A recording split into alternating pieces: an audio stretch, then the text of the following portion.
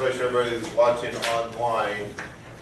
It's a little bit different meeting tonight because we're starting at 6:30. We had to work around a couple of schedules tonight, and then watching my text, I don't normally do that, but our attorney is going to come on for a little bit of a closed session early in the agenda, then we'll come back and have a regular meeting in open session. So with that, this is the Centerville Community, yeah, he said 5 minutes, so okay.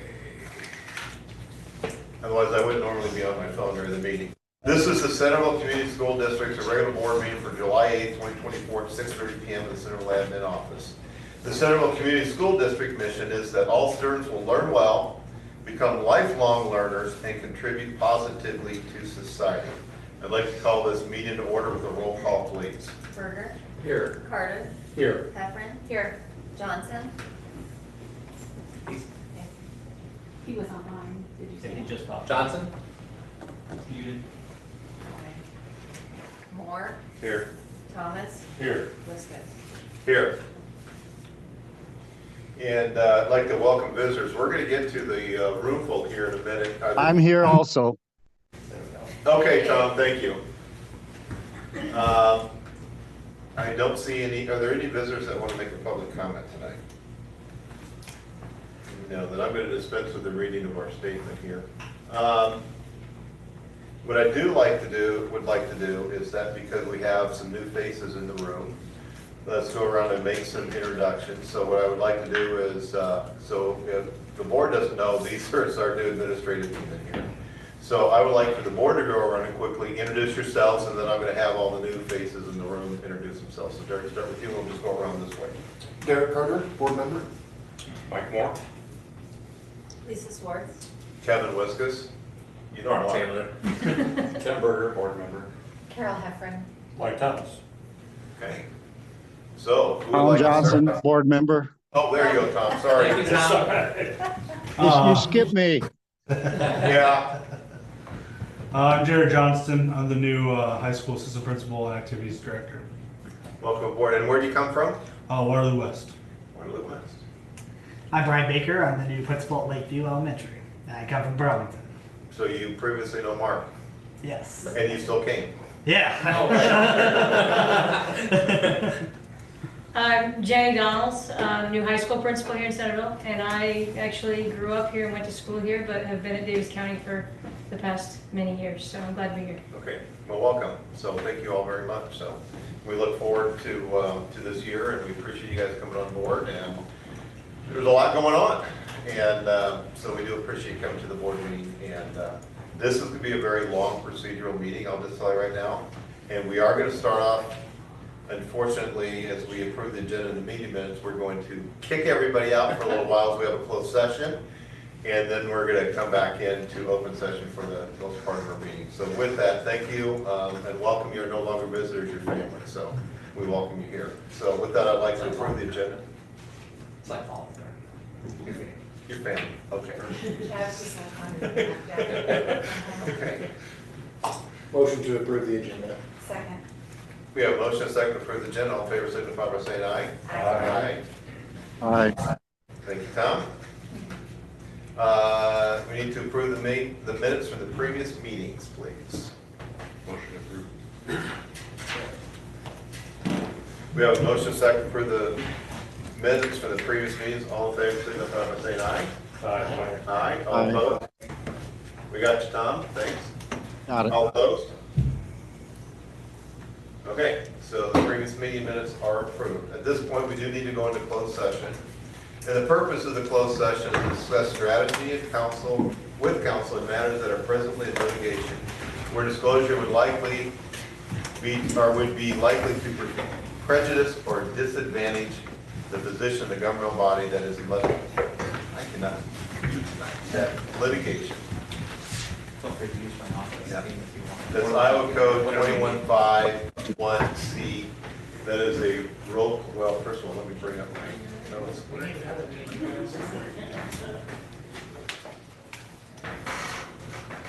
I had.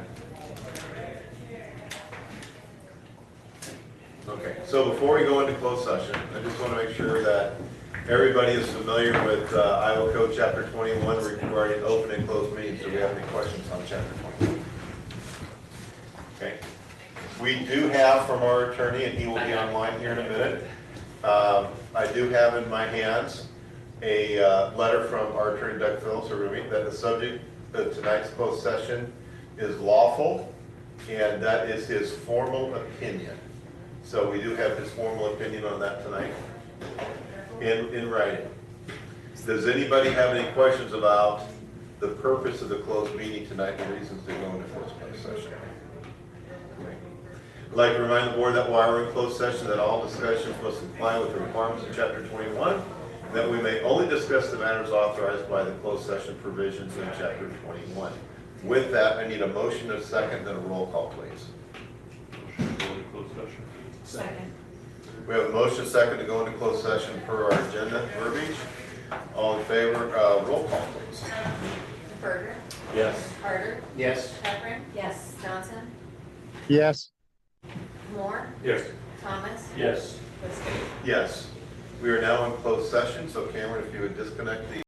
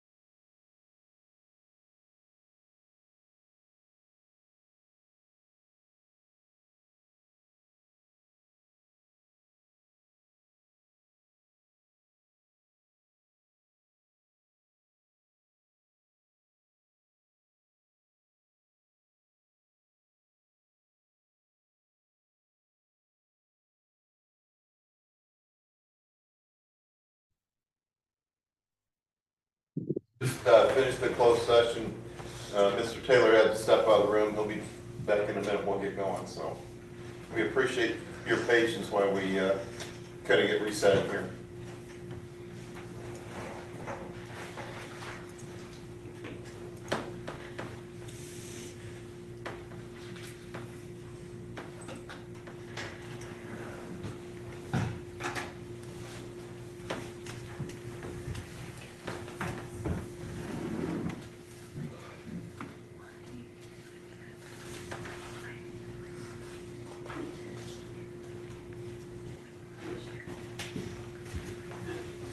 Okay.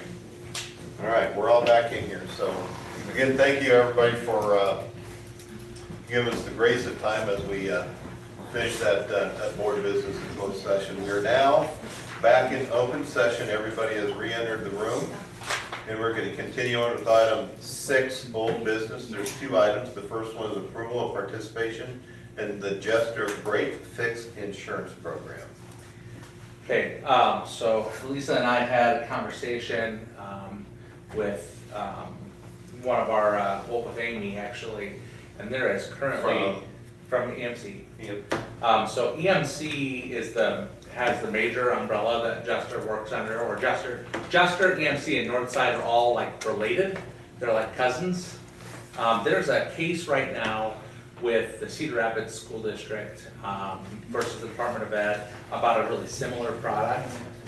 So we are advising the board, because the way that Cedar Rapids has done it is actually maybe slightly more advantageous to a local board.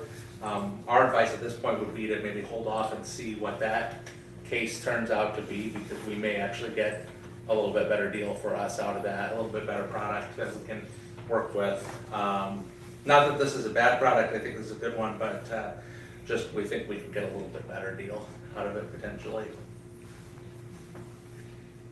So I think we would approve that you not approve this at this point. Recommend that we not approve. We would recommend that you not approve it, sorry. And then we can bring it back once we know the details of that case and where that is.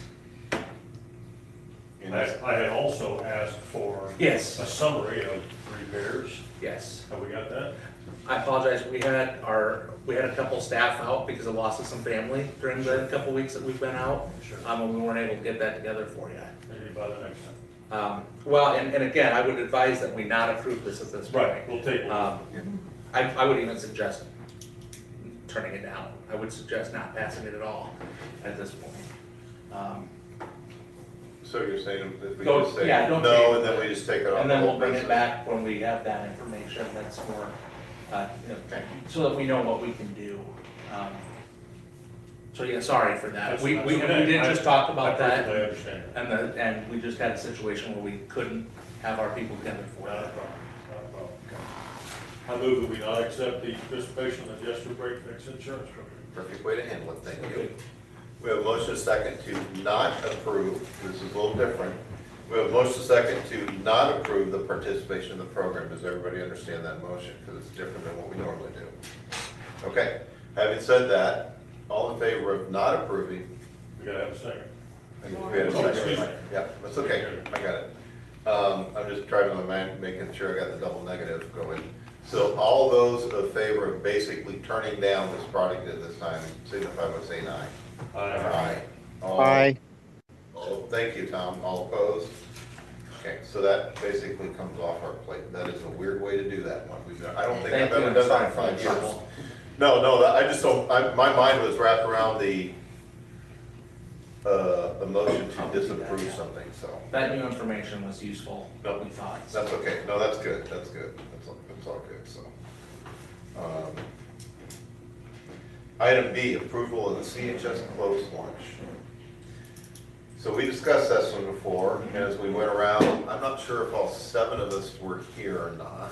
We had 2 absent that night. Yeah, I thought so, but we had, thank you, it was 2. I thought it was 1, but it was 2. And we had, for the 5-building room, we had 5 different solutions. So I think what is important for this board to do tonight is to make a decision. We've had time to think about it. And I would say that staff has asked for board action. We owe it to the staff, especially since we are halfway through the summer. There's handbooks that need to be done, and we need to incorporate this in there. So I think we owe staff a decision tonight. So with that, I'll open it up for discussion. I didn't discuss last time, so I want to hear it. 100% closed lunch. That's the only responsible option there is. Anytime those doors come open, we set ourselves up for something. The only responsible way to do this is 100% closed lunch. I did watch the meeting afterwards, and I guess my question would be, what is good standing? And can good standing change every single day? And if that's the case, then we're setting our administration up for failure. We're not setting them up for success right off the bat. I think that's our job, protect students and set people up for success, and the only way to do that is 100% closed lunch. So to stay on this topic, does anybody have any questions or want to discuss Mike's views on it? Or have any questions for Mike and why he feels that way? So you're basing that solely on a safety? 100%. 100%. If we want to give students in good standing some other thing, that's fine, but not at the expense of being safe. To me, it makes no sense to change anything if we're going to give it the option to leave, doors open and closing, people coming in and out. It makes absolutely no sense to me. So,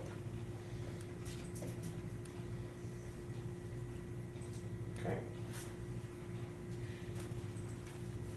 Anything else on I Mike's? guess Go we ahead. have the room now, we have the product, there's no reason not to. The product. Food program. Oh, the food program, yeah. And a big lunchroom. Yep. Yeah. Okay.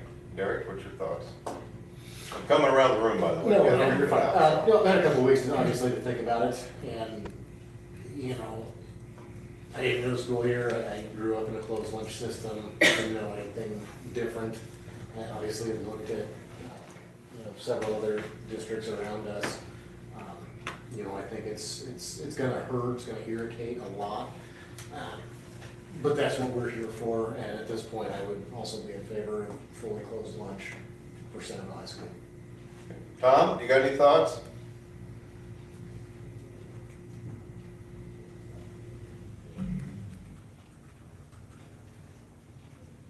I like the idea of the closed lunch because of just to keep more kids in school so we don't have the loss of hours of education.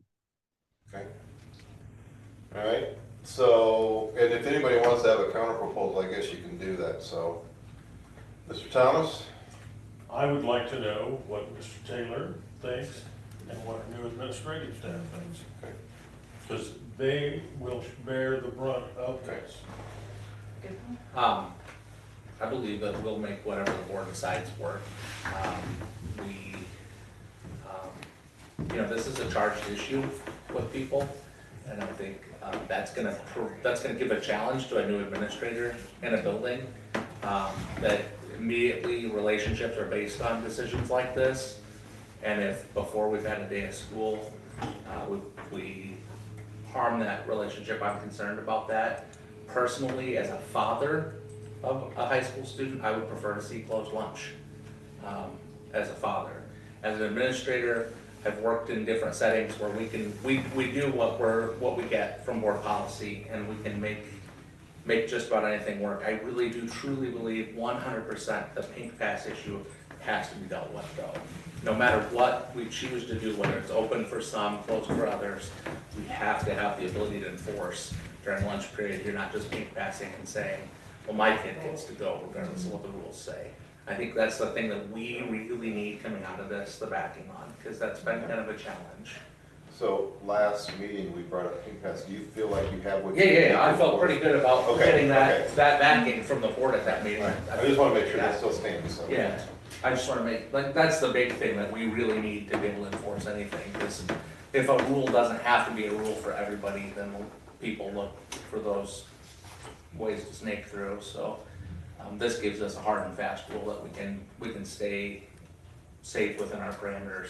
Beyond that, I think we can make anything work, and I believe, again, as a father and as an administrator, I think the safest, best move is a closed lunch. But I also understand that there's a lot of needs and a lot of different viewpoints on the board, and I don't want to put anybody in a spot where they feel like they have to go against my feeling on this one, because I can make work whatever we need, and we'll work with our team to make work whatever we need. So I just want to make sure, I think I heard something, I want to make sure. Are you saying that you would prefer not to put our new principal on the spot? Yes. With that, and so that she can walk in that first day with not having influenced that decision, is what I heard you say. Yes. Is that fair enough? That way you are kind of. That was why I brought it to the board prior to her starting. Right. Because she hasn't actually witnessed our lunch setting, so she doesn't have that experience to know what we've got going on. Yeah, that's what I thought I heard you say, so. So, what do you think? Mike, I think what Mr. Taylor said is he would prefer that we make that decision and then she enforces it without. Okay, but even if it's our decision, and even if it's our policy, we are going to ask them to enforce it. I want to know if they think they can. I know he says he thinks they can. We did talk about every that. policy. I'm sorry, I didn't mean to cut anybody off. We have talked about that. We've actually talked about all the options that were discussed, and we think whatever policy we get, we can enforce pretty well. Okay. And I'm not trying to speak for you. If I say anything out of place, just smack me or something, and I'm happy to do that. Obviously it's a little bit easier to enforce if it's a done deal and the doors are shut, and that's just the way it is. We believe that we can get to know our students well enough and have the staff that we have doing lunch duties moving forward to know our students well enough to know who can and can't go if we make it by grade.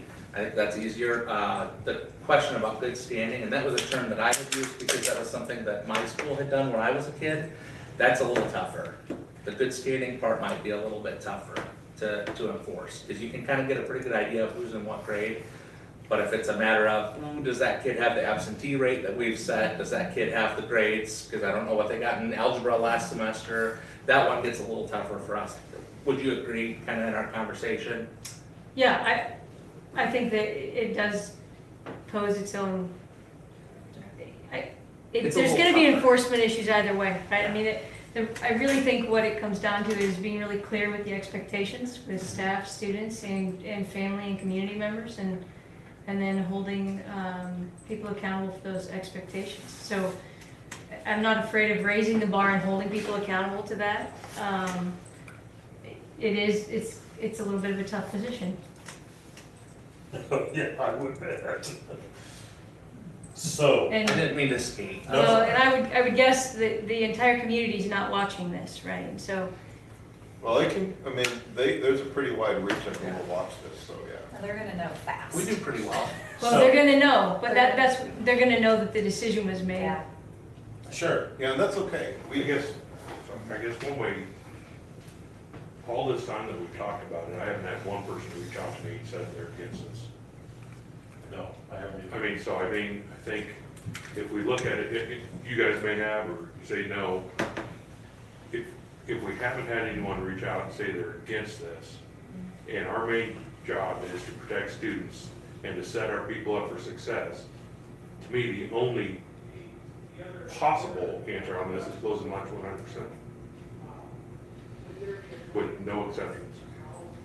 I mean, that, So, help me to understand, how does the pink pass play into this, or does it at all? So Good question. what people have done is they call in and they say, I'm pink passing my kid for every day for this period, or for long lunch, or for the lunch period, so they don't have to remain. There have been times where they've been told you can't pink pass every day, and the response is, well, I am, and that's what we're gonna do. And we really don't have, we didn't have any policy or anything that really backed us up on that.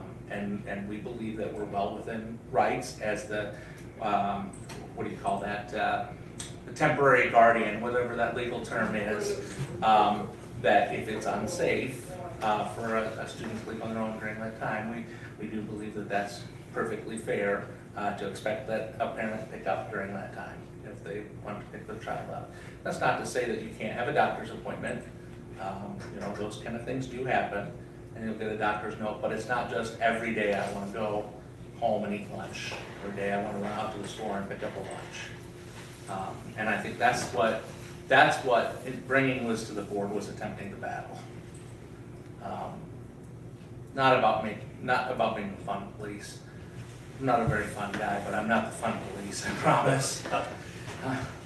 I think, sorry, Yeah. Go ahead. I've had a month to think of that. Yeah, sure. I want to get to Carol and Tim too, but go ahead. Yeah, sorry, I don't want to. No, you're fine. I think my way of looking at this also is, I've been in the school subbing during those time periods. Your participation in the hour before lunch, during lunch, and after lunch is non-existent. I mean, you will have kids, a lot of kids leave the hour before, be gone for their lunch, and be gone the hour after. That's a huge problem. And now, oh, sorry. What are they doing? That's a good question. Well, I can tell you a lot, I can tell you what some of them are Well, maybe I don't wanna know. doing. And that's a problem, Yeah. because then they come back into school. Yeah, They're not learning. right, And, right. and we already approved to have someone in charge of absenteeism. So what would be the point of having someone in charge of absenteeism if we're gonna allow them to be gone? That is just, doesn't make sense as a district. So, is there gonna be some pushback? I think there'll be pushback for about a month and a half from a small amount of kids. But ultimately, we gotta have the kids in school and be safe, and, I mean, it is what it is to me. I mean, it's needed to be closed for years, but it never came before the board. So Carol, what are your thoughts? And then we'll get to Tim. I have a lot. I just beat myself up after the last meeting for not making a decision. Okay. But if I truly, truly believe that safety is the most important thing we can do for our kids, then I have to agree that a closed lunch would be the way to go. Now, that's not saying that I don't have concerns about, like the Quick Shop and, those businesses that kind of really Sure. need, those numbers. Or the kids, gosh, they've looked forward to this rite of passage, I have the feelings for those people. But if I say I believe in safety, then that's the only way to have it, let's keep them there. Okay. I've had a couple kids reach out to me and say that they were pretty upset about it, but I haven't had any adults. But there are other concerns like she brought up, and I'm glad you brought up, because on my note administration team was thinking.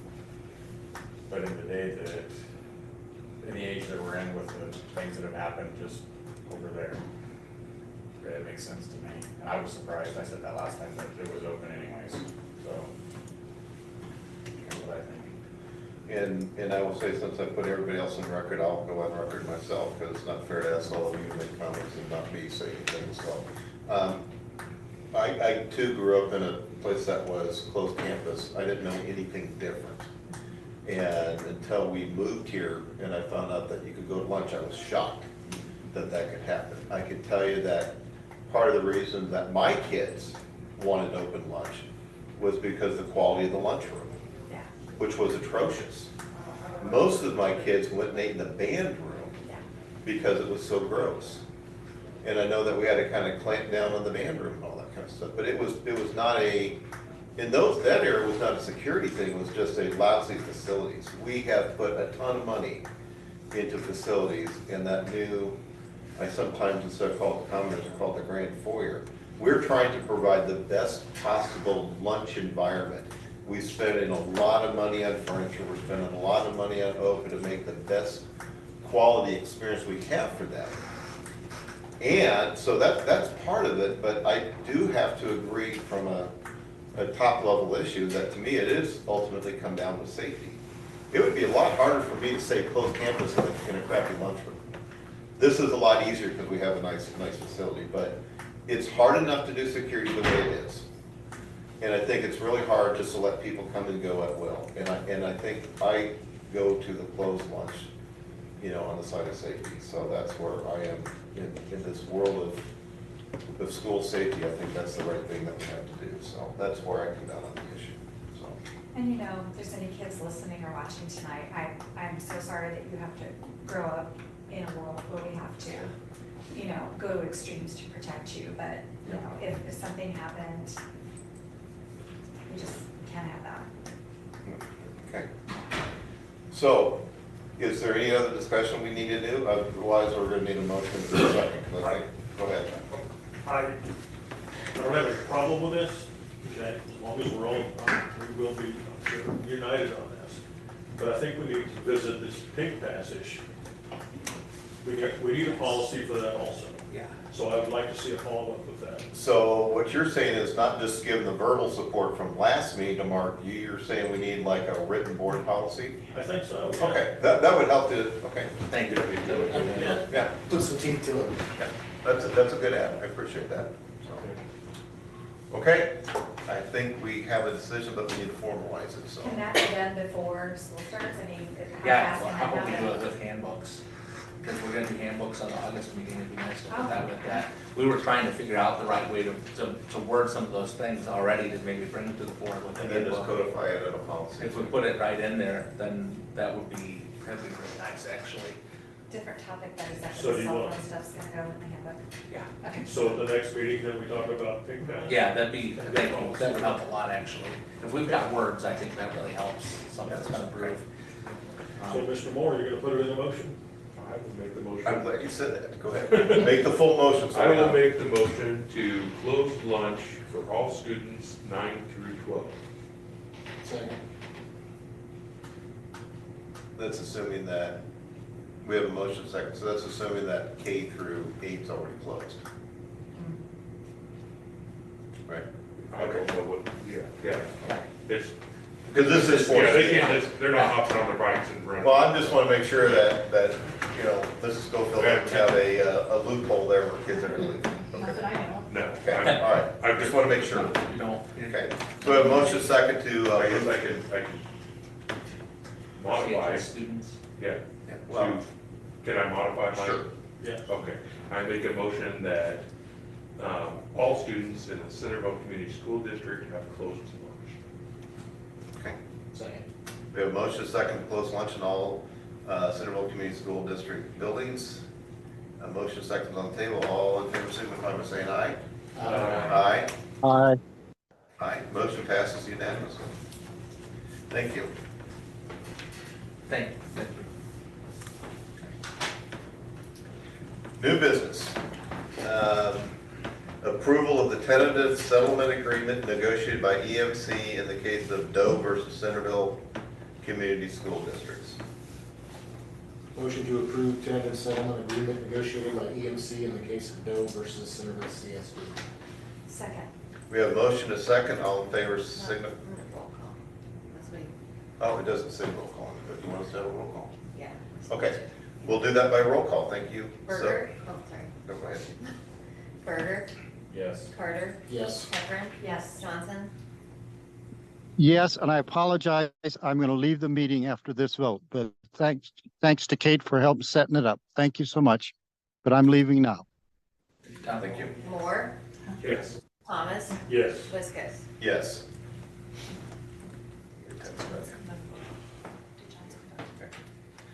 Okay, so this is going to have a little presentation. There's a little something on your board packet here. I'm just going to give Lisa a chance to talk to us all.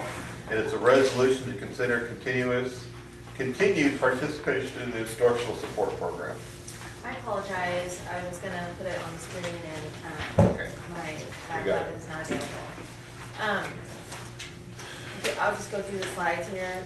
The instructional support program, which is, we usually call it the ISL, Instructional Support Levy, is a program established by a school district to provide additional funding and spending authority in the general fund. Revenues can be used for almost nearly any purpose allowed in the district's general fund. Right now in Iowa, approximately 99% of all public schools have an ISL in place. How is the instructional support levy established and funded? This program can be established by board resolution up to 5 years or by the voters up to 10 years. The program can be funded by all property tax or a combination of property tax and income surtax.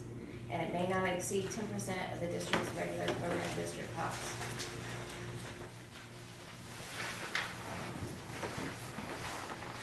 Currently, Centerville's last instructional support levy was established by the board in July of 2019 for 5 years. It will expire in 2026. And the FY24 levy rate was approximately 138 with approximately $430,000 in funding. If you establish this, it will just be a continuation of the current levy, not an increase.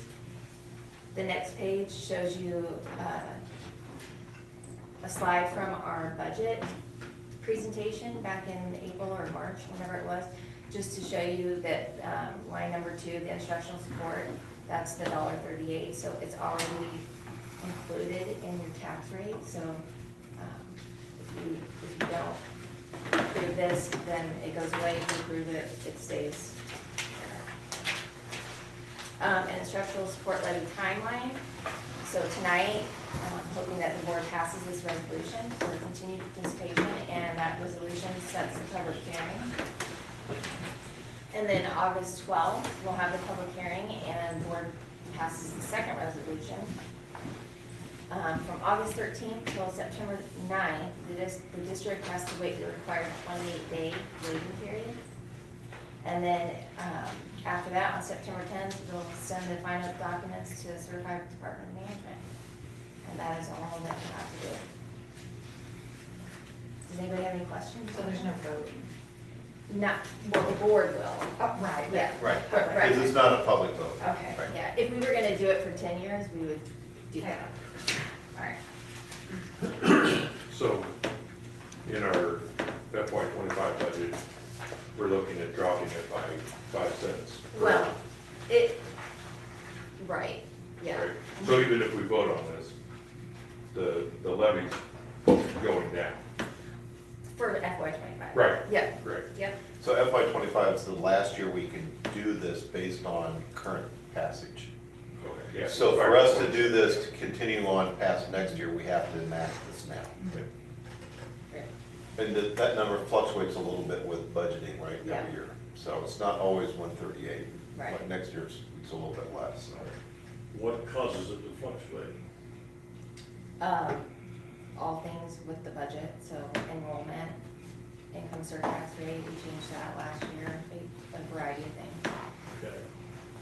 Is that something we can arbitrarily set? or- No, No. yeah. Okay. It gets back into how do you, when you make your general, correct me if I'm wrong, it's when you set your budget and we have spending authority Yes. from the state, that's our spending authority. We have our general fund, we have our $5.40 uniform levy that the state law says. We get our SSA from the state, and then based on spending authority, this is how we bridge that gap. Okay. Okay. How's that? Yeah. You're pretty good. That's 5 years ago in ISB conventions. Motion to approve the resolution. Second. We have a motion and a second to approve the resolution to continue the participation in the instructional support program. All in favor signify by saying Sorry, aye. that's a roll call. Oh, it's a roll call. Sorry. Roll call again. Two. Berger, Yes. Carter, Yes. Heffernan, Yes. Johnson, is not here, Moore, Yes. Thomas, Yes. Liskus. Yes. Okay. So we'll have the public hearing at the next meeting. Yep. Okay, kind of want Mr. Taylor here for the legislative priorities, so with board consent to come back to that one, can we do garbage and fuel? Is there any objections to doing that? Okay. So we have our, and this comes about for people who are kind of new to this a little bit. We do one-year contracts for certain things, and because we're in a new school year, we have to renew contracts. So for the garbage bid, it was from Hill Sanitary, and it was, we only had one bid, so It's the one we get every year, so. it's our current vendor. Motion to approve. Second. We have a motion and a second for the garbage pickup for 2024 to 2025. Roll call, please. I'm just kidding. All in favor, signify. All in favor, signify by saying aye. Aye. All opposed? Thank you. I just had a tease leave a little bit on that. Same thing with the fuel bid. Motion to approve fuel bids. Second. We have a motion and a second to approve the fuel bids. All in favor, signify by saying aye. Aye. All opposed? We're gonna keep going with contracts then. Garrett Callahan is the next one, and I think Aaron can talk to us about that one. Yes, this is just an updated contract since we lost two very large boilers at the high school. This cost actually went down by $500, just condensing it down to what they will actually do. So we lost a lot of equipment that will need the chemical. So currently, it will provide glycol for the new addition, which is very minimal. But then the tech room boilers, we still have those, so that they will provide chemical for. So it's cut our cost in a third. Motion to approve. Second. We have a motion and a second to approve the updated Garrett Callahan service agreement. All in favor, signify by saying aye. Aye. All opposed? That passes. Okay, the next one are the induction coach contract. We're just gonna keep on the contract deal here, so let me pull that one up. It's the same one we approve every year, isn't it? Everybody. We have been, yes. Joan, and no change. There are no changes. I don't think there's any change. Motion to approve. Second. We have a motion. I don't see that one in there. I have a motion and a second to approve the induction coach contract agreement for 2024-25. All in favor, signify by saying aye. Aye. All opposed? That passes. Okay. Next one is the activity funds transfer. Now, this is always fun at county. So every year we do it an activity fund transfer at the end of the year for negative accounts. There are some activity athletic accounts that don't generate enough revenue to pay their bills. So we cover it with the money that we receive from either concessions or just activity tickets, admission. Sometimes we'll go like from vocal music to speech if they're like related. So it's just to cover any negative accounts. Do you know how much this is coming from general fund versus? Oh, it just comes from one activity fund to another activity. Okay, so this is all just activity fund transfer? Yes. Okay, so no general funds are being spent? Right. Okay. Motion to approve activity fund transfers. Second. We have a motion and a second to approve the activity funds transfer. All in favor, signify by saying aye. Aye. Aye. All opposed? Great. And our new AD says, great, I have a zero-based budget, I can start fresh, right? Okay, approve the 2024-2025 general cafeteria and activity fees. We have made no recommended changes to previous year cafeteria. When we do lunch pricing and breakfast pricing, adult prices have to come from the state, and those didn't change. They actually went down, but we kept it, kept it at what it was. And there was no recommendation after looking at our financials to raise the student rates. So we left those the same for this year. And activity fees, I did a quick little survey of surrounding areas, and it's pretty much on par, so I didn't want to do that this year. But that's not to say that we're not going to look at that as we move through the year. So the activity rates are staying the same also? So I don't have any recommended changes, just to approve where we're at. Motion to approve. Second. We have a motion and a second to approve the activity fund, or the 2024-25 school year. General cafeteria and activities fund. All in favor signify by saying aye. Aye. Aye, all opposed? Thank you. Technology purchase. Cameron wants to spend some money. Money yet to approve. All it is starting last year, we've been doing a whole bulk purchase of new devices for the 6th grade class with the expectation that they'll be using those until they're seniors. So this is just getting that influx of new devices for the 6th grade. Okay. And then the other one, you want the price on it, that is our core switch for the entire district, which is housed in high school. So this is where you're getting into that, some other language for you maybe? yeah, the $28,000. Yeah, and if you look at the top of that, what we actually pay is only $8,465.70. That's E-rate discounted, so that $28,000 is kind of shocking, but it's not that much. We're only paying that $8,000. Okay. But that's the core switch. We've had the same one since I started 7 years ago. It's about time for it to go. What's USAC? That's the E-rate program, USAC. We get government funding. We just apply based on our free and reduced lunch program stuff. Okay. So we get a 70% discount for basically hardware that we don't really interact with. It's all networking stuff. It's very limited on what we can put in there. Okay. But this is something we really need to upgrade. I mean, Okay.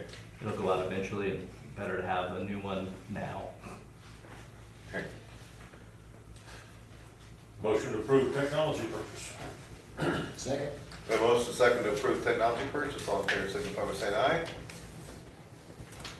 Aye.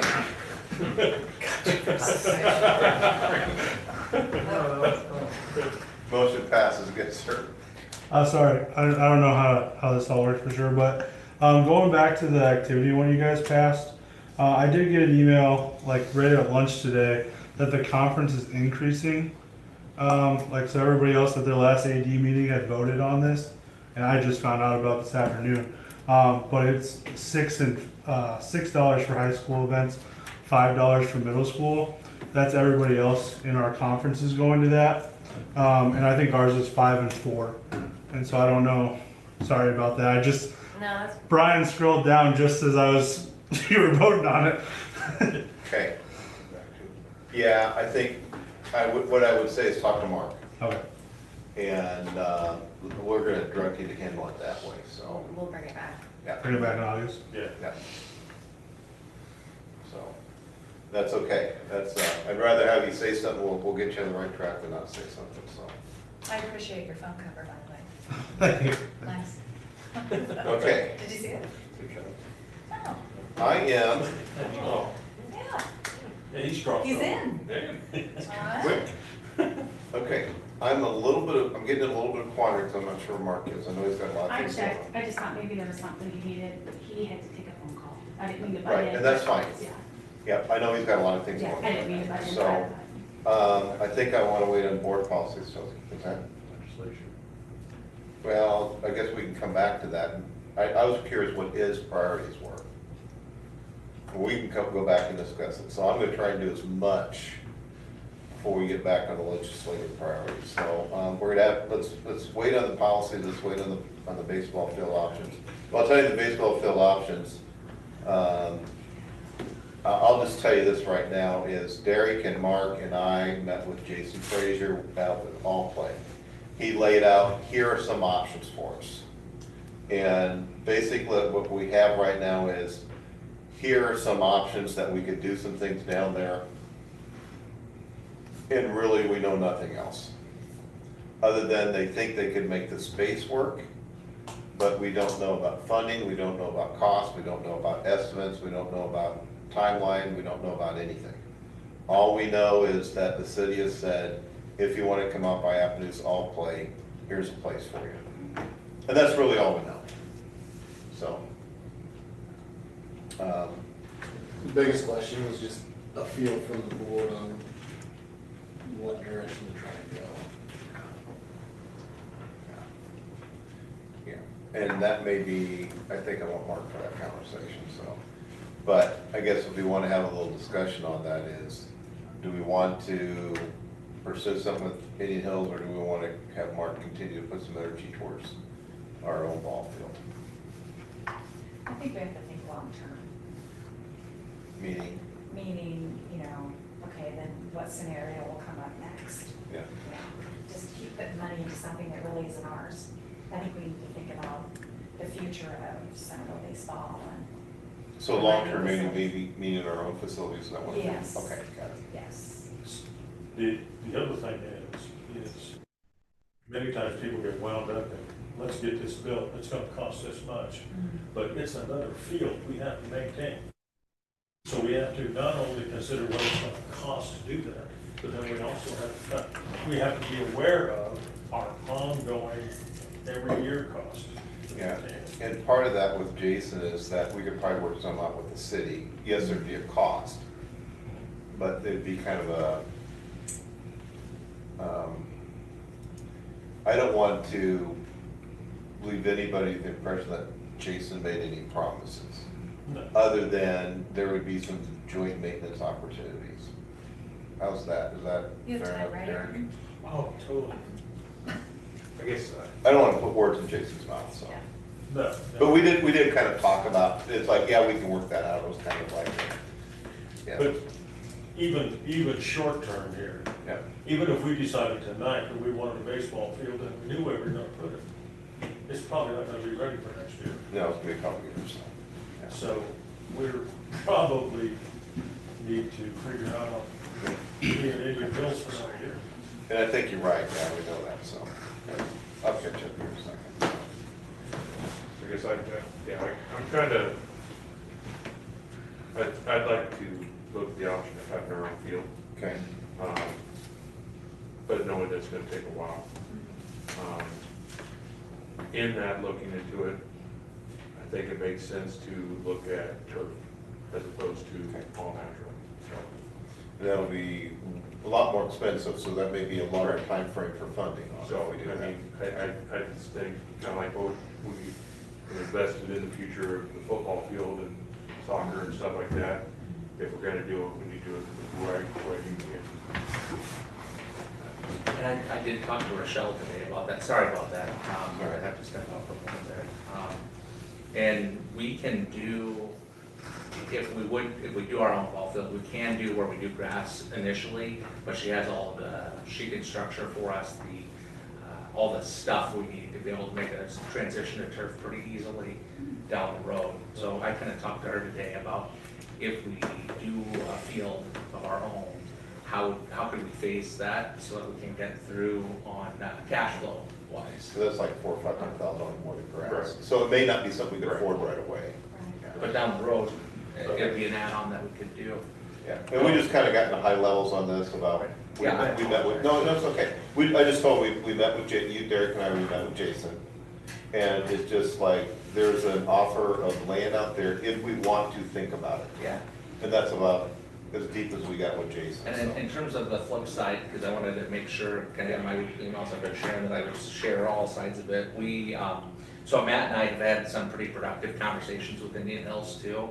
I think the total project cost has come down quite a bit. They worked with a different company than the initial bid. He got some advice from another community college president that there's another company that kind of is a little more cost effective for colleges and schools. So they're looking where our percent would cost us $25,000 per year instead of I think it was 32 initially, if I remember right.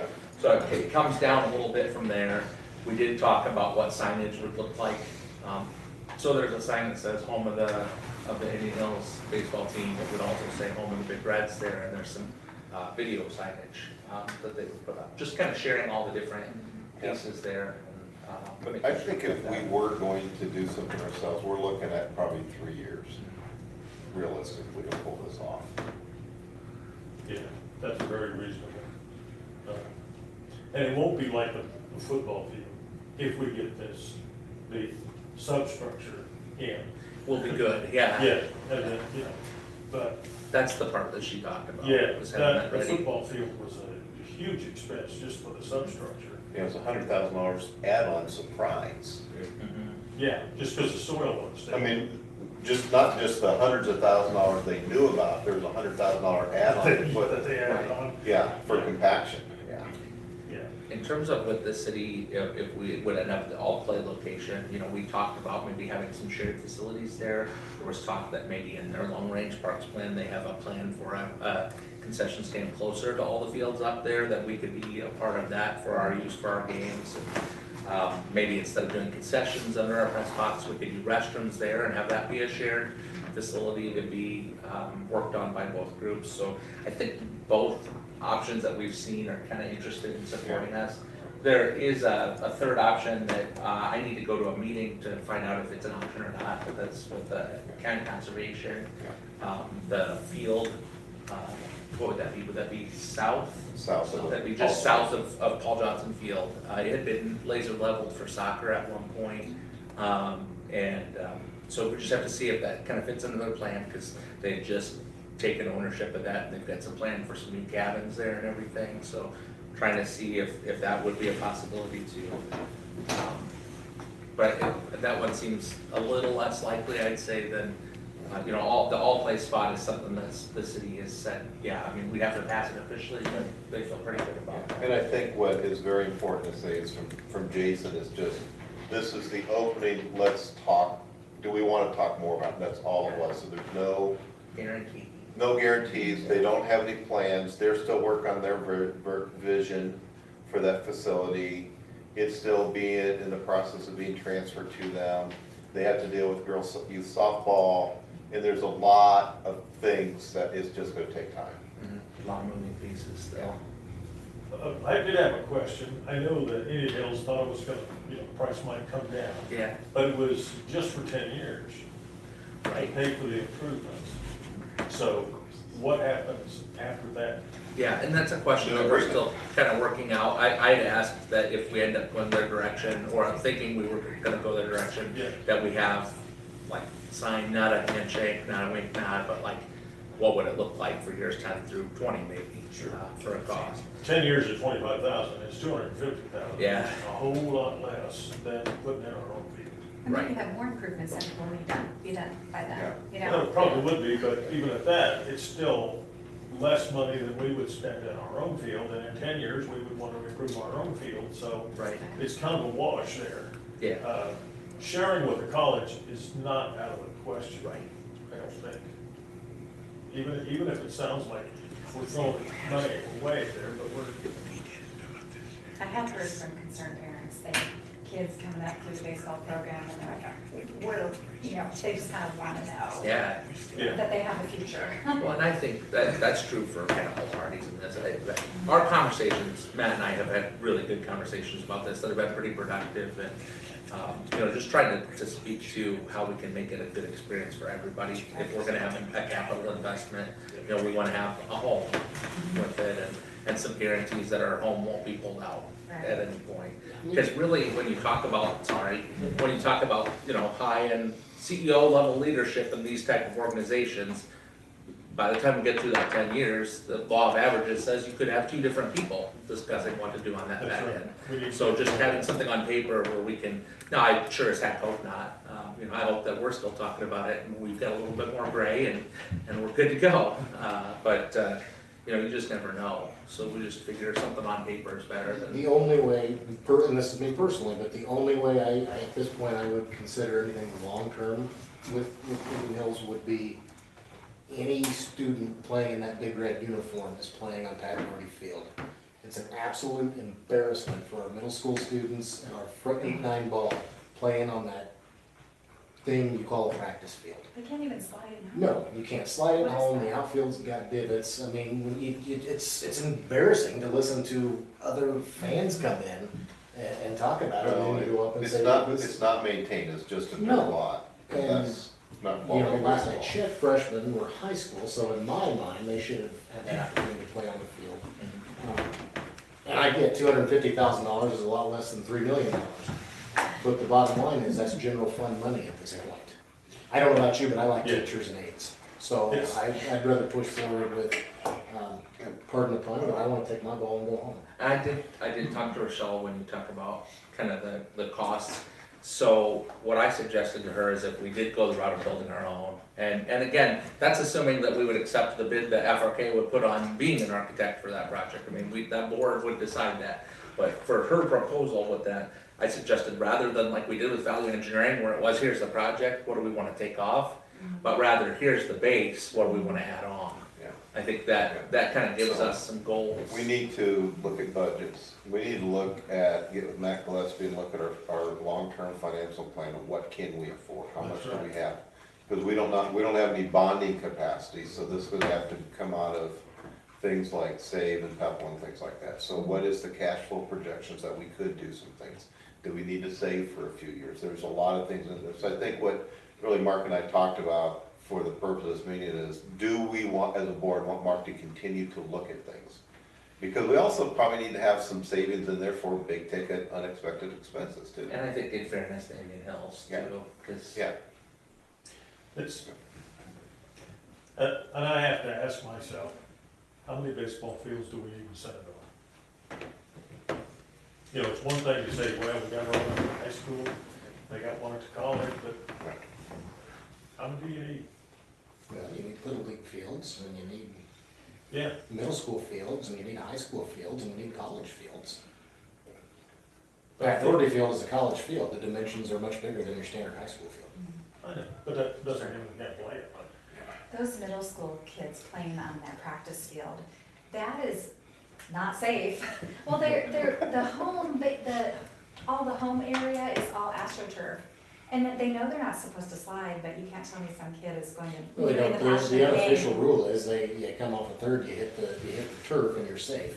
Then you hit your opposing fans that have never been there before and like, what? It's embarrassing. It's not fair to the kids. There you go. I'd be Corey Taylor in a few years, I will do that. I just I'm just gonna tell you right now, I'll call it. In the moment, and you're sliding, I just see an injury happening. I guess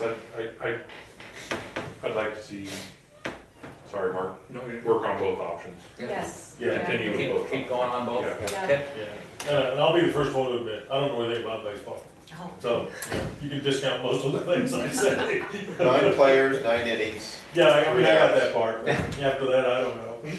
Mark, do you need any help with any of that? We've reached a lot of people. I think what we're kind of to the point of now, when I talked to Kevin last time, we're at the point where like, we may have to spend a little money on a couple, at least on the option of whether we would build.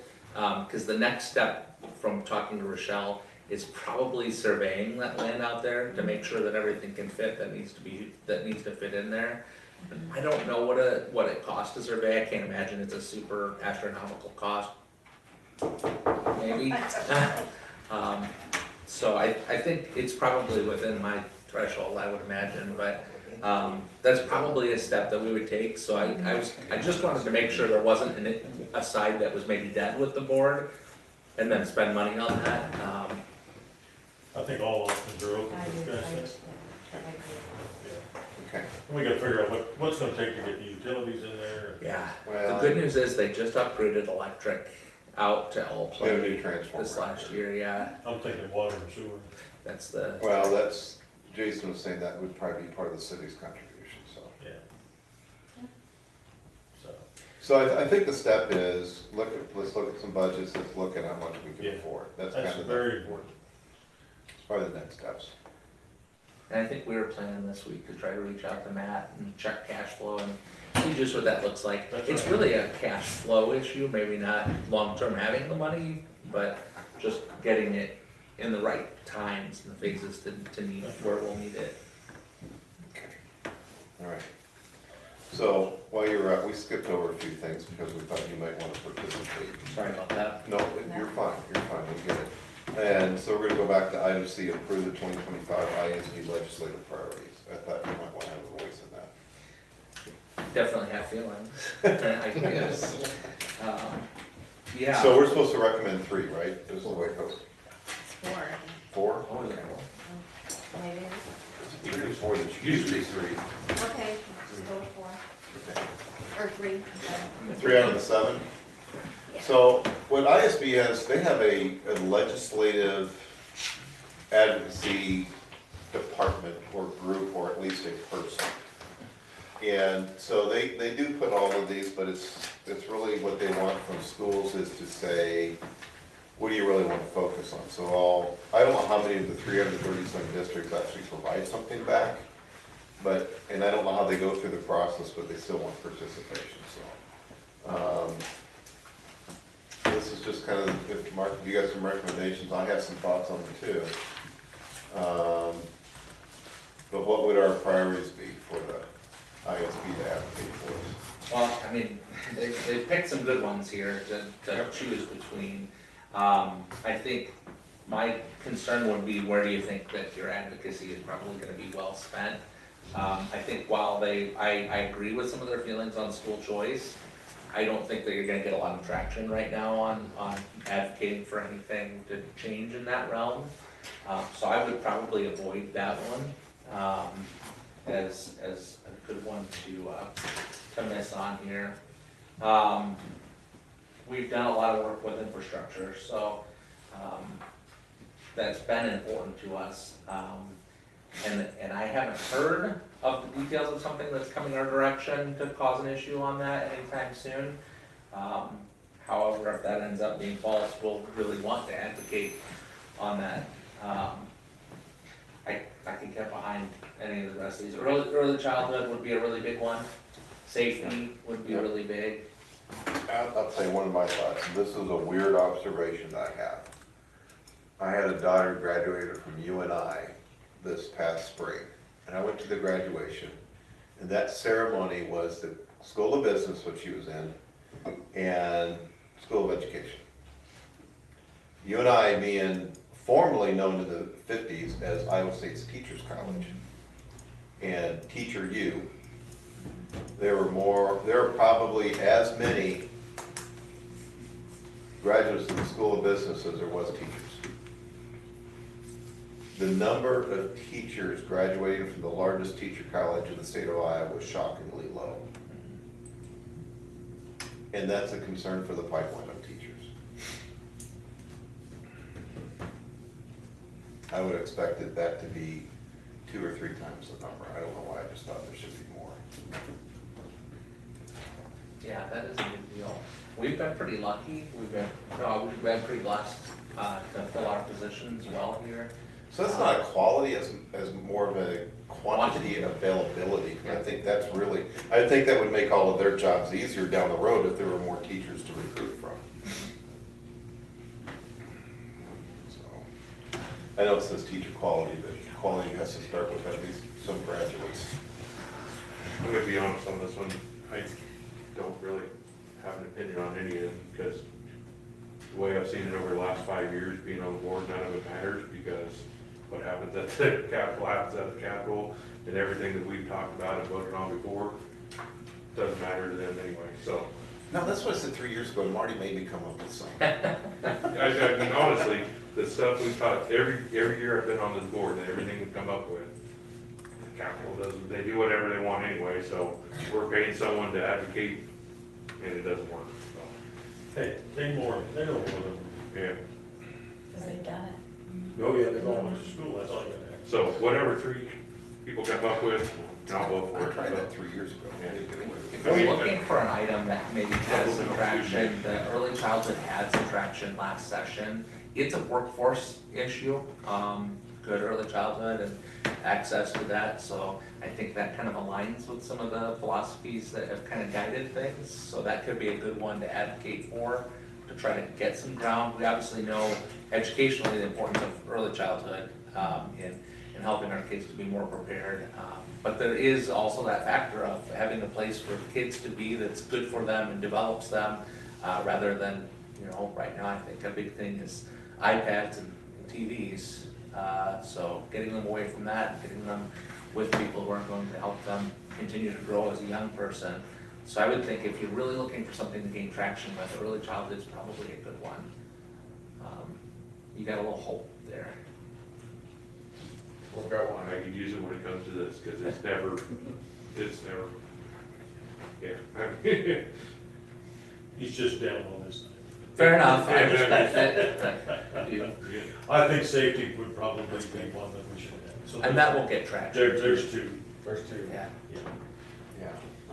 I'll go with the literacy, high quality teacher workforce, number 7, and of course, safety. Yeah. Someone else thinking. The high quality teacher workforce, I was reading that, I did like the opportunity of alternative licensure programs. I think there's a lot of great people currently in the world that don't necessarily have a bachelor's degree that would be fully capable to teach certain subjects, so will that get traction? Probably not, but it would be positive for education in the state of Iowa. We're real down on this. So not that one is realistic. Yeah, I mean, Exactly. yeah. Does anybody want to channel the spirit of Ronald Reagan, say we have to for the elimination of the Department of Education? Texas already hires most of its teachers without any degree in it. Wow. Arizona does a lot of that too. Right. And the students are suffering. Students are suffering. Reading is way down, math skills are way down. It's not happening. So we want to do teacher quality and teacher quality. I'm really proud of one thing that got done last year though, and that's the emphasis on the letters training for elementary teachers and the state providing that letters training. I think that's gonna pay huge dividends for the reading ability of young students in our state. And so I think we have early childhood safety and teacher quality and licensing issues. Thank you. And I will tell you, and what you said, I agree on, because one of the biggest disappointments on the last legislature session, and I'm a lifelong conservative, and I'm really disappointed at what happened.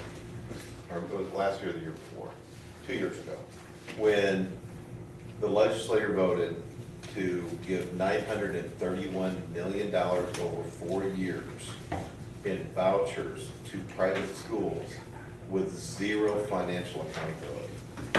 We have so much financial accountability for the funds that we have. We have so many rules and so many laws. Her job is one of the most technically difficult jobs in the district in order to maintain us in the financial standards of the state. Department of Education, Department of Revenue, Department of Management. They have that level of bureaucratic oversight, and then to turn around because of a political agenda, give $931 million to a subset of schools with zero financial accountability of that money to the taxpayers, goes against everything that we should expect as taxpayers from the use of our money. You know, if they want to do vouchers, have accountability, but there's no accountability. So I agree with Mike that the legislature is going to do what they want right now. And it is disappointing, but I think that they're going to give that kind of money out in vouchers. There should be some accountability for the spending. Level playing field, the same rules we got to play by. Before the accountability for what the students are progressing will be the studies that come out to show that it's the haves and the have-nots. Those that are already attending private school now get their private schools substantially paid for. It's not the underprivileged or the regular student that's going to get to go there. If you look at Iowa, every private school raised their tuition as soon as the school voucher thing came out. Yeah, absolutely. They're playing by a different set of rules, and that's disappointing to me. When the have-nots figure out that all it did was benefit the haves, then it'll turn around. So we got 3 or 4. You have 4. 4? You said early childhood safety, quality, and licensure. Licensure, yeah. Yeah. Okay. Food and music. Yeah. Okay, so, Motion to approve those necessary priorities. which are early childhood safety, teacher quality, and licensure. Second. Safety. Safety is one, yeah, sorry. If I didn't say it correctly, that's something. All right, so thank you for keeping us on track for voting. So we have motion and second. All in favor signify by saying aye. Aye. All opposed? Thank you, it does say. All right, so now we're down to first reading of board policy series 200. We saved those for you. Thank you. You know how much I like more policy. Mr. Taylor, we all owe your wife a steak dinner, because I know you didn't do this sitting in that office with the phone ringing. Well, thank you. You did this when you weren't interrupted. I'll tell her that. Yeah, thanks. No, actually, the good news about this this series is it's a pretty short series. So this one is nice and easy to get through. I got to scroll to the right page here. But this is pertaining to the administrative team. So we were a little bit out of date again, as I kind of do as we go through these. You can ignore the table of contents. So that'll be updated after we see if we like and approve everything. Just compared it to the exemplar, kind of pulled the words out that needed to be changed and everything. There were a handful of things that needed some change in here. A little bit of around like superintendent contracts, the way that it used to be versus the way it is now in state law. Adding all those legal references that we're getting put in. It kind of reworded a few of them, bringing in separating the admin team out differently. I'm trying to think if there's any real highlights. Was there any substantive change? There's nothing terribly Because there was a exciting. lot of shalls to wills. Yeah. Yes, I liked that. I Yeah. made a note of that. Yeah, Yeah. this And- one's pretty not exciting. No, and, well, it's, wait a minute, come on. Well, okay, here's something substantive. I got one. Your for you. administrators are excited. Well, our team is exciting, which that's in my report. See, that looks like Okay, 303.1 does have some changes that apply specifically to our district. Yep. So it kind of gives a list of potential administrative positions. So I've updated to include, we've had deans of students at times, so putting that on the list of potential positions. Brad's position, changing the director of curriculum and staff development to director of curriculum, kind of getting the right verbiage that we've been using on different positions here.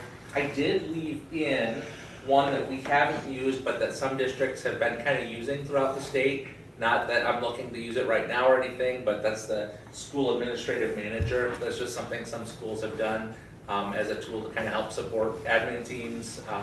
So it's basically you generally pay like a secretarial level for this person to kind of manage, making sure associates are assigned the right people that day and checking the attendance of staff on frontline and everything. So not something that I left in there because I want to add that right now or anything, just because it makes sense to leave it in there in case it's a tool that benefits us someday. Kind of gives us flexibility. That's probably the most substantive item in here. I had a question about 306. Okay. Where it talks about in your absence, if you have had and who would your successor be? Do we have that? Yeah, let me see how we lined up, worded that or- in here. So generally what I've done is I've left, this year I've told Julie, Uh-huh. you're in charge.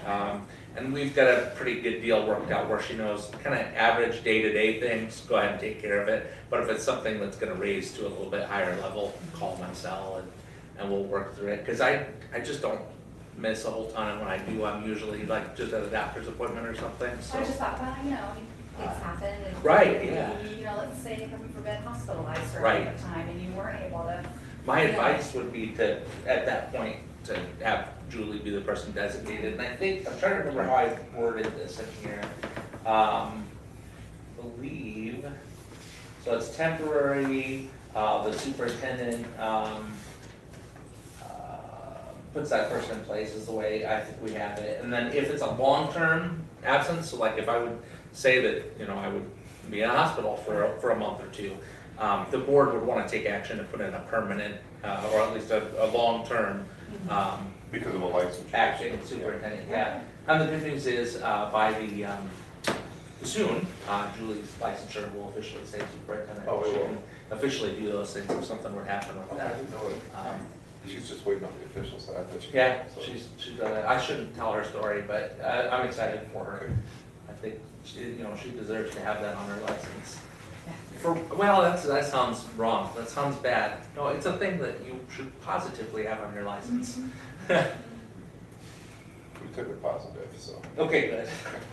You know, Julie's a local girl, Mhm. and I remember when Julie was that tall. Yeah, Okay, she has proven herself over and over. she's been awesome to work with in this role, Yes. honestly, awesome. Yeah, worth her weight in gold, Yes. for sure. And I think, our admin team, she's really taken on a good leadership role in there, and, she's taken on a lot of the, like, working with our district coaches and all those folks, and, couldn't ask for a better, right-hand person, in doing this work. She's been really awesome to have. Motion to approve first reading 300 series. Second. We have a motion and a second to approve the first reading. All in favor, signify by saying aye. Aye. All opposed? Thank you. Are you okay? Yeah. You just didn't expect it to come that fast, did you? No, that was fast, yeah. But it's a short series, so that's good. And I will say, I am glad to see the administrative evaluations are gonna go from 3 year to 1 year. That was Yeah, like, that's actually state law. Oh, it is? Yeah, Okay. so that's why we do, why I do them every year. I still like it. But yeah, Okay. And superintendent, next item is approval of superintendent renewal contract. So, I'm gonna leave Mr. Taylor off the hook of discussing this one. thanks. And I will leave that discussion. You all have a contract in front of you. And I will say that this contract has been run through Danielle Hainfield at Allerton County, and so it has been updated. We do have a legal opinion on it, and basically the contract is to extend Mr. Taylor's contract through June 30th of 2027, so a 3-year contract. And all the terms are, this is pretty much the boilerplate that's been in there, so. Motion to approve. Second. We have motions and a second to approve Mr. Taylor's contract for 3 years. All in favor signify by saying aye. Aye. All opposed? You are stuck with us. Thank you. I really do appreciate it. Happy to serve here. Thank you. And I will just, I know we're gonna do your evaluation later, but I will just say this, in the first 2 years, I think, public, I will say, I think you have exceeded expectations. Thank you. And you have done a marvelous amount of work here, and you have accomplished, you faced more challenges than I think a first-time superintendent would, and you have handled them all with extraordinary skill. Thank you. So, Second. okay. Approve personnel business procedures as in the packet. Motion to approve. Second. Motion second approve personal business procedures as in the packet. All in favor signify by saying aye. Aye. All opposed? Good. And I'll say, Mr. New AD, you did a great job in getting some coaches online early, so that's off to a good start, so we appreciate all of that. Financial reports. Yeah. I don't get a lot of community comments, but I had somebody says, wow, that was a lot of coaching positions, and I heard a lot of them already being filled, so yeah, that's a positive impact out there. So I like it when I hear positive things. Okay, financial reports. Anything special, Lisa?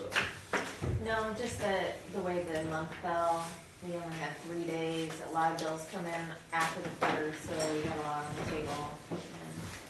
And we have someone new in that position, and she worked really hard at getting everything in, so. You know, some of the bills doubled up from the 2 months to Yeah. 2 contract years, so yeah, that's what it looked like. There were some things in there. Motion to approve. Second? Motion second to approve the financial reports and pay the bills. All in favor, signify by saying aye. Aye. Aye, thank you. Superintendent report. Okay, so I'll do the business and then I'll do the mushy gushy, because I'm kind of a mushy gushy dude, so I want to share some happy things like that. Gooey gooey, whichever words fit best. So business wise, let me start with our insurance renewal that happened for this year. There were some changes with the MC's renewals where wind and hail events were separated out from your deductible. And Lisa, if I say the wrong way on this, please feel free to correct me, but they were separated out and it's had a separate deductible from all other type events. That deductible for wind and hail events was 10% of the value of the building, is what it became. So we worked with Amy, who set us up with, there's a buy down that can be done, a deductible buy down, to do the deductible buy down to $10,000 for our deductible. And on July 2nd, we had a major wind event that caused some significant damage to the roof of the band room at Lakeview. We have an adjuster coming Thursday to check that out. I will tell you, it is disgusting looking. You can see the outside from the inside, and you can see the inside from the outside on the roof line, so.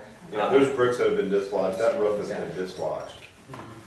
Yeah, structurally, it almost looks like it was lifted out. I mean, I can't speak to that. I'm not an engineer, I just play one on TV, but it doesn't look good. That's Tuesday. Yeah, just Tuesday, so feeling really good about that decision to begin that buy down, because a $230,000 or $240,000 deductible would have been a real challenge for us. We just made that buy down back on. Yeah, so that worked out really well for us. And thanks to, I mean, honestly, Amy's worked really hard to make sure that we've got good coverage, and I'm really appreciative of that. Other piece of business that's kind of useful for you to know, we did run into some additional asbestos at the high school, working through kind of getting that taken care of so that it doesn't cause major disruptions to our demo as much as possible. I would think we're safe to say there will be some disruption. We just don't know how much. Definitely a solvable thing, but just, a little hiccup along the way. And we got awarded a $40,000 grant for our summer programming. So I'm gonna actually work with Brian and Terry to see if we can get a little bit in this summer, and then a pretty robust elementary summer school program next summer. It was a competitive grant through the Iowa Department of Education, and we filled that out. Well, we finished the day it was due, and ended up getting awarded the full amount that we requested. So that felt pretty good, and kind of an exciting thing for us to be able to do. What we find and what research will tell us is that students living in poverty typically have higher learning loss over the summer, and we have a lot of kids who need that summer programming, so this will give us the chance to provide that in a way that we can continue to see that growth of our scores. When we've looked at scores, you've probably seen a little dip when they come back in the fall in students' reading proficiency, so this will allow us to at least hopefully smooth that curve out a little bit, bring it up some. I mean, I don't know if you can completely eliminate summer learning loss unless you have full school, but maybe reduce it. Now the mushy gushy stuff. First, I want to really thank Aaron. he has a full plate this summer with projects, and he has just knocked it out of the park. When you walk into Howard Howard Middle School, that's old habit, sorry. When you walk into Howard Middle School in the fall, it's gonna look like a different building at the front, because of the work that he and his team are doing, to replace that tile, the lockers, to put all those really nice cabinets that they saved from the high school to put in there. I think at one point we were looking at the cost, and it was well over $200,000 of cost savings in replacing those cabinets with stuff that we already had. So he's just done an awesome job with it. The transition to the high school is going really well.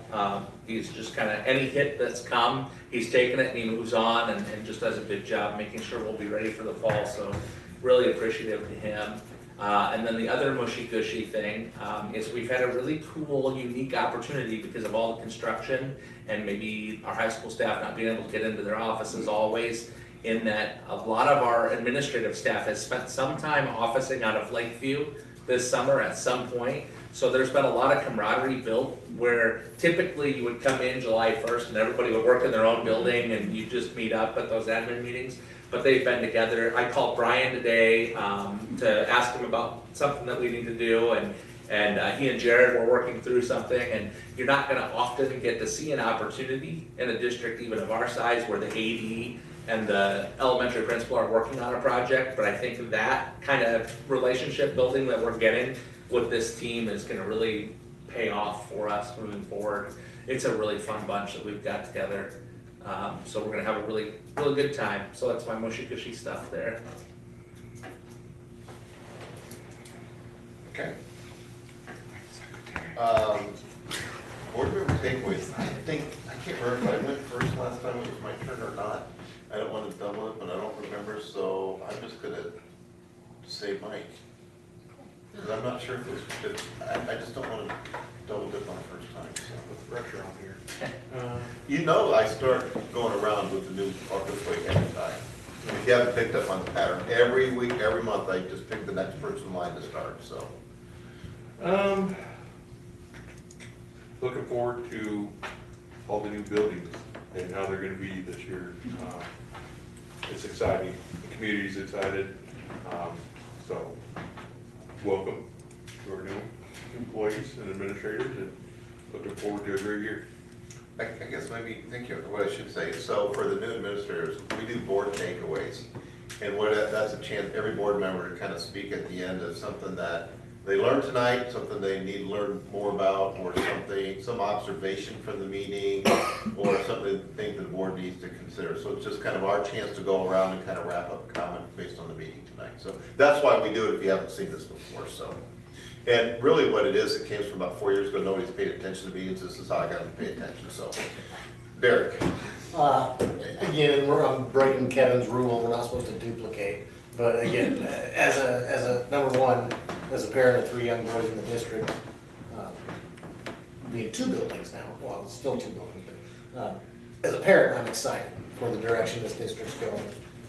And I can echo that, you know, I've heard nothing but great comments in the community, seeing some changes. And, you know, new building, you know, it's fantastic. One takeaway I had was, well, a couple of them. You know, again, been some good discussion from the board tonight, and we don't always agree, but we always support the decision made. And I think that's very important to keep this positive momentum going. And I respect the multiple viewpoints that we have on various topics, and I know the 7 of us are all going to work together to continue pushing forward. Thomas. I would like to know how the summer meal program's going. Really well. Great participation. I can try to get an actual number for you. That's fine. I just, Yeah. in general. It's really well. Highly, like the parents that have been using it have had a lot of positive share. It seems like the line lasts pretty long, and I know Belinda shared numbers with me. They were significantly higher than we thought the first year would go. Like, I have a feeling we'll probably have to go in, the state lets us edit our numbers after we get started. I'm gathering we're probably gonna have to edit our numbers up a ways from where we thought we would be when we predicted to start with. So it's a huge win. We actually had to back down for a couple of weeks just because they were kind of getting tired of some of the same stuff week after week, but so it's a hell of food. Yeah. It's good. My other observation is that when we met at the high school, we decided that the letter CHS, which should go on the north side of the building, and they're on the east side. Now, I personally think they should be on the east side, just like they are. And I suggested it at that time, kind of in passing, now, maybe nobody really noticed, but I think we need to turn that traffic flow around so that you can exit or enter from the east side, and then that one-way street in front of the old high school that used to go south only, and now go north, or make it a two-way street. I would say reverse. That's a city, I mean, it's city street, so that's not even a city anymore. Yeah, we did that, I mean, Yeah. but that takes care of all the problem. It doesn't make any difference. Especially when. That actually might be nice. Yeah. So, Makes sense. I thought, I thought that, well, we're in board takeaway, so it's your time, I won't. sure, It's not. I didn't know whether, I thought Officer Moore might have an opinion, but. Well, we're on takeaway, yeah. Sure, that's fine. We, Think about it. I'll get his opinion later. Thank you. I'm trying to be consistent, so Sure, Carol? sure. I'd just like to say that with what the Beeson family and our community has been through in the last couple of weeks, that I'm very proud of Mr. Taylor and all the support he probably had in supporting the family, from making the field available to offering support to the students, to all the little things that nobody probably even knows about. Thank you. Good family to support. Yeah.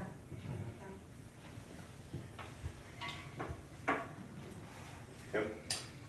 I thought it was pretty cool to see the other day they were mobilized on the pitch, there where the fire departments came in from all over. Oh. They got in the building and they got to do some more training or some education before it was gone.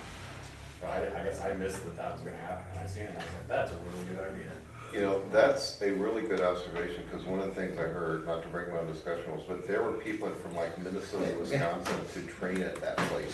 Because that's a big deal to have a building like that available, so, yeah. That's a good observation, so. I'm gonna do a couple things. One is, we didn't get it on here, but IASB convention is November 20th through 22nd. Please make note of that and plans to attend if you can. I will tell you that for you two, if you want to give me, you guys still need some points to qualify if you want the better board. So I'm going to leave it up to you to say, yes, I want this, teach me how. You probably know how. If you need some help, I'm just asking you to reach out if you want that. Okay. For our new administrators in here, well, I'll tell you something. I'm very proud of this board and the work the board has done. Put a challenge out a couple years ago. As I was told before the ISB convention, as I was going to be there, I said, yeah. I said, you know, you're getting the Better Board Award. And I said, what is that? And I didn't know what it is. But it's basically, if you do enough continuing education throughout the year as a board member, you get recognized. It's stand up and be recognized, little paper certificate. I didn't know anything about it. I got all the board members. I will tell you that I did more than arm twisting. And I encouraged them. Borderline wasn't legal. Yeah, I did a lot of arm twisting to get all the board members to go. And so we had this discussion on it, and everybody says, I want to do that too. This board has made a commitment to lead through our own personal development and professionalism to strive to get the Better Board Award individually. And last year, this board collectively won as a board. There were 20 districts out of 330 that got the Better Board as a board, and we were one of those. And we have already qualified for this next year. So we have 5 out of 7 members who have qualified. So I do make the challenge every year to qualify for that and for the board to go that. But I just want to say to the new people as a board, we want to lead by example. And so feel free to hold us accountable for leading by example, because we think one of their legislative priorities is going to be teacher quality and professionalism and training, and that we should lead by doing our own, what development we can do as a board member. So I'm very proud of what the board has done and will continue to do. And our job is here to support you, and I would just say welcome to each and every one of you on that team. Having said that, I'm really thinking, working with Mr. Taylor on the schedule, the board retreat's not gonna happen this summer if you haven't figured it out. So it's just, I think that's got overwhelmed by events. We'll work on a plan to do another one, because I still think that's pretty important. And then I have something else, but I'll talk to you first, so I don't surprise you with it, okay? Oh, yeah, and the other thing I'll say is, we only went to a couple buildings last year. One of the things I like to do as a board is to hold a board meeting every year in each of the buildings. And so as you, Mr. Taylor, will get to is, we want to hold a board meeting in each building, and that gives you as the building administrator, what we've done in the past is to get however you want to show your building off and your team. So we've had things like, Terry had a video once of all the things that she was doing, and how through all the different grades you were using the same curriculum, and how it went from kindergarten all the way through 5. And she did that through video. We went into a building, and we went into the middle school, and one of the teachers was there and actually had students who came in at night and math class and showed us how they did technology interactive, of like, I could give this question up, they could do it on their Chromebooks, and I can see it up there, and we got to see that in real action. We went into the high school, and Brad, I think that the math team came in and just talked to us about how they work as a department to build upon each other. They talked about a couple conferences there. Yeah, they talked about some conferences they went through, and so. Food. Oh, it was all that room they cooked for us. No pressure. No pressure, but it was that room, we walking tacos. Food's always good. Brian, I made no food. And it was the only building that had food for us. But so as you go through that and you work with Mr. Taylor is, we want to make sure we get it on, what we didn't do is get it on the schedule early enough, and we didn't get to every building this last year. And I want to get back into every building, because I think it's important for the board to be in the building and see what's going on. Part of what we walk through is Aaron walked through the 5-year maintenance plan for the building, so we as a board know that we are doing what we need to be doing to keep your buildings maintained. You know what's going on, because we don't want things to fall in the state of disrepair. We got to spend $30 million in 5 years like we're doing right now. And so we want to be proactive in maintaining the buildings. We want you to showcase your buildings, and that, because one of our priorities, we got 2 priorities of the board this year, and one of them is district culture, and the other one is student achievement. Those are the 2 boards' priorities. And so the way we get feedback on student achievement is to have you talk to us in your building what you do. You can have students there, you can have staff there, whatever you want to do. It is a blank canvas for your creativity, but we do want to visit every building every year, and I found that to be some of the funnest meetings that we have. And we have a lot of meetings that are not always fun. So, having said that, welcome to the team. We want to lead by example, and we're looking forward to great things with you guys being here. So, that is really my very lengthy board president report dissertation /. We're gonna cut off your microphone then. Yeah, we're gonna have to limit it. Yeah. Got a lot to say, brother, so. 25th Amendment's coming this way. I might just vote for that myself. Okay, if I can bring us back into all of this, the next item, we do have another closed session, and this is for Mr. Taylor's evaluation. So we're going to need a motion on the table and a roll call for a closed session pursuant to Iowa Code Section 21-511I to evaluate the professional competency of an individual whose hiring, performance, evaluation, appointment, discharge is being considered to prevent needless and irreparable harm to that individual's reputation. That individual requested a closed session. So I need that as a motion to the second. Do we have the request? I have requested a closed session. I signed a document and given it to Lisa, and I'm requesting that closed session because I believe in continuous growth, and I'm hoping that the board will tell me items that will help me to grow as an individual. And I think that it's important for a leader to have a strong persona, but I'm hoping to get to be vulnerable in this setting to learn more and to grow more as a superintendent. So I think it could have needless or irreparable harm on my reputation in order for me to grow. Perfect. Motion to go into closed session. Second? We have a motion, second, roll call, please. Berger, Yes. Carter, Yes. Heffernan, yes, Johnson's absent, Moore, Yes. Thomas, Yes. Wiskes. Yes. Thank you, we're now in Hey, closed thank you, session. friends. Okay, we are back in open session. We have finished Mr. Taylor's review, and that will remain in closed session. So what I would like to do is, as a board, I will say that we appreciate Mr. Taylor and everything that he has done for the district and will continue to do and look forward to good things. We're very supportive of Mr. Taylor. And at the same time, I will say that the board does not get to evaluate Lisa Swartz. But I think on the behalf of the board, I will say, Lisa, the board appreciates all that you do. You do a lot for the board, you do for a lot of the district, and your work is very much appreciated. And so thank you on behalf of the board for all that you do for us as well. And we'll be expecting a pancake day flip. You're gonna be in charge of that, right? And we will end because I'm sure your hand is getting cramped from note taking, and we appreciate all that you do for us. Motion to adjourn. Second. And all in favor, signify by saying aye. Aye. Thank you very Okay, much. before anybody